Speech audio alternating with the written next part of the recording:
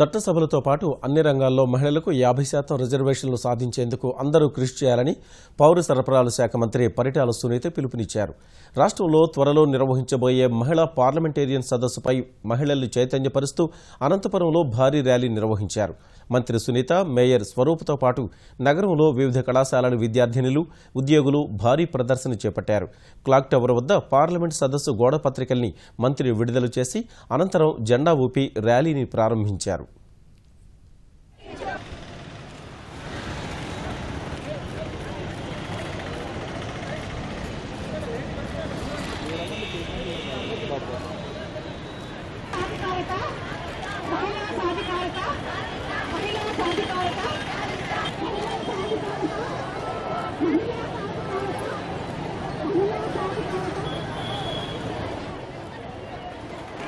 అనంతపురం జిల్లాలో 14 సీట్లు ఉన్న ఎమ్మెల్యేల సీట్లు ఈ 14లో 50% మనకు కూడా ఇవ్వాలని కూడా మనమందరం కూడా కోరుకుంటున్నాం.